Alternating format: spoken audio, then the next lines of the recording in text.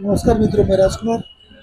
आज हम गांधी मैदान के मेगा फूड एक्सपो 2023 2027 में और हमारे आसपास की सबुरी सुदामा का भी जो है अंजुराज का एक मशरूम सेंटर लगा हुआ है, स्टॉल लगा हुआ।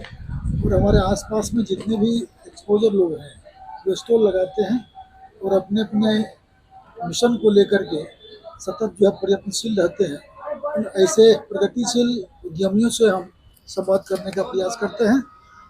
तो आप विनोद जी जी जी विनोद विनोद जी विनोद जी आप शंभू जी शंभू जी। विनोद जी हमारे मुजफ्फरपुर से और मतलब विनोद जी आप खगड़िया से हैं। खगड़िया से। आपका कौन सा स्टॉल है? ये पेरा का स्टॉल है।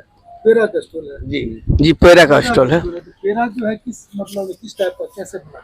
ये हमारा दूध से बनता है दूध से मतलब जी, दूध से खोआ बना करके उसको तैयार। आपके संस्थान का क्या नाम? ऐसे हम जीविका से जुड़े हुए हैं जीविका से जुड़े हैं। जी। ये आप पेरा बनाने का काम कब से कर रहे हैं? ये 2015 से 2015 से जीविका में आने से नहीं, हम 2010 में जीविका में जुड़े। उसके बाद 2012 में जीविका द्वारा ये दूध का समिति खोला गया, जो सुधा से जोड़ा गया।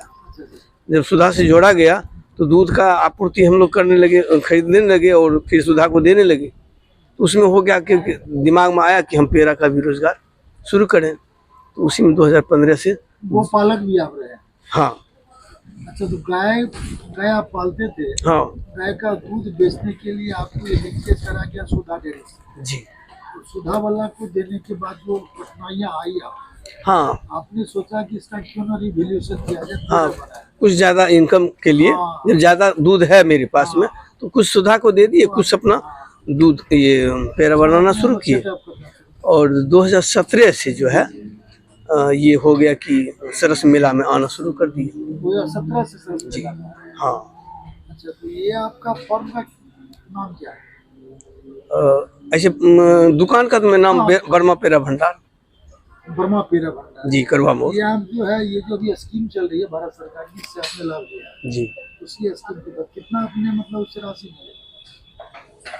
वैसे राशि तो अलग से नहीं दिया है, जैसे हम लोग आते हैं यहाँ तो सारी सुविधा रहती है, जैसे रहने का। पेरा का सेटअप किया उसके लिए आपने कहीं से लोन वगैरह? जी नहीं, लोन नहीं लिया, सेल्फ आपका? हाँ अपना ही, बस जीविका से ही थोड़ा बहुत जो लिए वही।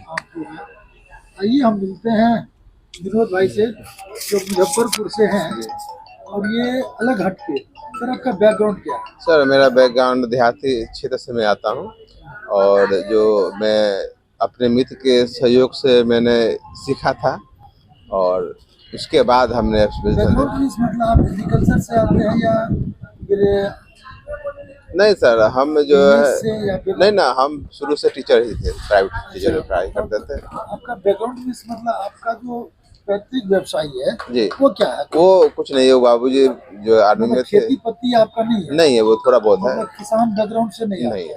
आपके पिताजी नौकरी पेशा है? हाँ, आर्मी में थे। नौकरी सेक्टर से बाहर जी, हैं। जी। तो ये अच्छी बात है कि आप जो है कृषि में नहीं है, व्यापार में आपने आया जी जी और सेवा के क्षेत्रों से आया। जी। तो ये प्रेरणा कैसे मिली कि आपको जो है मतलब देखिए व्यापार सर, के अब जब हम पढ़ा रहे थे, मिस्र भी कॉमर्स के टीचर रहे हैं, जी, और हम पढ़ा रहे थे यार, देखे कि इसमें कोई तरक्की नहीं हो रही है ना। और जब तक मेरा रिकॉर्ड रहा कि हमने जितने विद्यार्थियों को पढ़ाया कोई फेल नहीं किया था, लेकिन एक एक दिमाग में जो बात आई कि इससे हट कुछ किया जाए। तो हमारे मित्र हैं शंकर पासवान, उन्होंने कहा कि भैया मेरा कुछ काम है, कर दो। तो उनके काम के लिए मैं दिल्ली गया, और वहाँ हमने देखा कि जो कमाई जो एक महीने में जो होती है वो हमारा जो एक दिन में हो जाता है। तो उस दिन के बाद जब वहाँ से लौटे और उससे हमने शुरू किया, और शुरू करने के बाद जो है आज हम इस मुकाम पर पहुँचे हुए हैं। मेरे तो ऐसा कहा जाता है, ऐसा देखा भी जाता है जी। कि एजुकेशन व्यापार का हब है। जी, जी। इसका बहुत बड़ा हब है। जी और आप बेहतर शिक्षक भी रहे, जैसा कि आप बोल पा रहे हैं जी कि हम जिसको पढ़ाए वो कभी असफल भी नहीं हुआ। जी। ये अच्छी लाइन है। जी उसमें आपका ग्रिप तो स्किल बहुत ज्यादा था। जी जी। उसके बावजूद भी आपने व्यापार को क्यों चुना? क्योंकि सर, क्योंकि हम जो पढ़ा रहे हैं या हम जो लोग पढ़ाते हैं, तो उनका जो सेकंड जनरेशन है या थर्ड जनरेशन है, वो सेल्फ 1% पर ही रहता है। लेकिन व्यापार ऐसा धंधा है जो आपको अध्ययन के साथ साथ नए नए टेक्नोलॉजी का भी जानकारी होता है, आप उसको कैसे डेवलप कर लेते हैं। व्यापार में सर आप शिक्षा को कैसे देख रहे हैं? देखिए, व्यापार में शिक्षा जरूरी है क्या? एकदम जरूरी है सर। अगर आपके पास शिक्षा नहीं है तो किसी चीज़ को आप एडॉप्ट नहीं कर सकते हैं, आप उसके आकलन नहीं कर सकते हैं। क्योंकि अब हम ट्रेडिशनल अगर हम बात करते हैं कि परंपरागत करते हैं तो अगर पिताजी किए तो बेटा भी करेगा, लेकिन डेवलप करने के लिए नया टेक्नोलॉजी लाने के लिए आप समझने के लिए एजुकेशन होना बहुत जरूरी है। बिना एजुकेशन का तो पॉसिबल ही नहीं है। तो हमने जब वहाँ देखा तो हम, लेकिन भाई हम तो खाली एजुकेशन ही दे रहे हैं।